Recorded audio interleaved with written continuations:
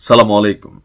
যারা বাংলাদেশ জামাত ইসলামের নেতাকর্মী আছেন, আপনাদের জন্য ভিডিওটা খুবই গুরুত্বপূর্ণ, কারণ আমি মনে করি যে এই বিষয়টা নিয়ে আসলে একটু কথা বলা দরকার। তবে আমি আমার অবস্থান সবসময় স্পষ্ট করি যে আমি কোনো দলকে, কোনো ব্যক্তিকে প্রাধান্য দিয়ে ভিডিও বানাই না। তবে যেহেতু দীর্ঘদিন নিউজ করি, অ্যানালাইসিস করি, ক্ষুদ্র মস্তিষ্ক থেকে বিশ্লেষণ করি, তো প্রত্যেকটা রাজনৈতিক ক্যারেক্টার সম্পর্কে ন্যূনতম একটা আইডিয়া আছে।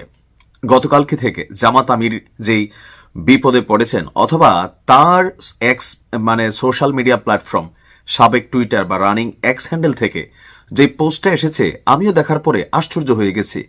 তো তারপর ভাবলাম যে আসলে কি ডাক্তার শফিক সাহেবের মাথা খারাপ হয়ে গেছে যে তিনি এই ধরনের একটা নিন্দনীয় বক্তব্য বাংলাদেশের মায়েদেরকে উদ্দেশ্য করে, নারীদেরকে উদ্দেশ্য করে দিবেন, নাকি আসলে তার আইডিটা হ্যাক হয়েছে। এটা একটা বাচ্চা ছেলেও বোঝে যে ডাক্তার শফিকের আইডিটা এটা হ্যাক হয়েছে। আর হ্যাক করে ওই আইডি থেকে এমন আপত্তিকর মন্তব্য দেওয়ার মাধ্যমে গভীর রাতে পুরো বাংলাদেশকে কাঁপিয়ে দেওয়া হয়েছে।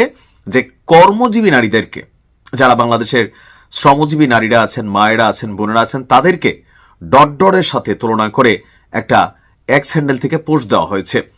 তো যারা বুঝের মানুষ, এটা নিয়ে পলিটিক্স যারা করার তারা তো করবেনই। বিএনপি বা অন্যান্য যে নারীবাদী সংগঠনগুলো আছে, তারা আজকে অনেকের কর্মসূচি ঘোষণা করেছেন। কিন্তু আমি মনে করি যারা সামান্য বুদ্ধিমান মানুষ, তারা বুঝতে পারেন যে ডাক্তার শফিক সাহেবের মাথার তার তোর ছিঁড়া না গেলে এই মুহূর্তে আইসা তিনি নারীদেরকে নিয়ে এমন মন্তব্য করবেন, এটা কোনো পাগলও বিশ্বাস করবে না। তো চলুন দেখি মূল ঘটনাটা কি, ভিডিওটা শেয়ার করবেন। বলা হচ্ছে যে জামাত ইসলামের আমির ডাক্তার শফিকুর রহমানের অফিসিয়াল টুইটার হ্যান্ডেল সহ দলের কয়েকজন সিনিয়র নেতাদের সামাজিক যোগাযোগ মাধ্যম অ্যাকাউন্টে সাইবার হামলার ঘটনা ঘটেছে। আর এই ঘটনা জানিয়েছে আপনার জামাত ইসলামী। এমনকি ইতিমধ্যে এই ঘটনাকে কেন্দ্র করে তারা একটা জিডিও করেছে। রাজধানীর হাতিরঝিল থানায় এই জিডিটা করা হয়েছে।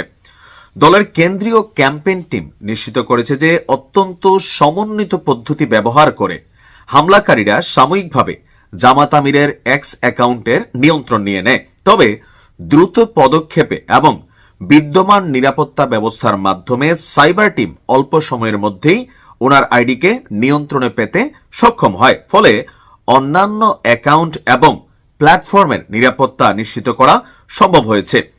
এই স্বল্প সময়ের মধ্যে, অর্থাৎ হ্যাকাররা ওনার আইডিটাকে কন্ট্রোলে নেওয়ার পর সেখানে অনাকাঙ্ক্ষিত পোস্ট তারা করেছে, যেখানে জামাত আমিরের নামে মিথ্যা বক্তব্য প্রচার করা হয়েছে।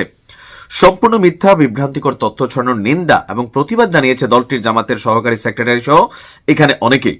তো এখানে আমরা যতটুকু বুঝতে পারছি, তবে যেহেতু এই সোশ্যাল মিডিয়া প্ল্যাটফর্ম বা যে যুগটা আসছে, প্রযুক্তির যুগ, মুহূর্তের মধ্যেই আপনার অথরাইজড আইডি থেকে একটা ভিডিও প্রকাশ হয়ে গেল, একটা পোস্ট প্রকাশ হয়ে গেল, বাঙালি হিসাবে আমরা সাথে সাথে লাফাইয়া পড়ি।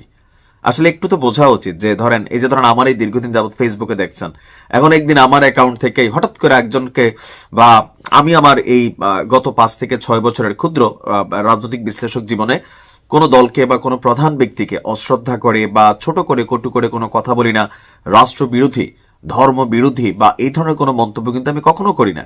এখন হুট করে কোনো একদিন আমার আইডি থেকে এরকম একটা পোস্ট পাইলেন, এই ঝাপাইয়া পড়লেন, নাইমের ফাঁসি চাই, বিচার চাই।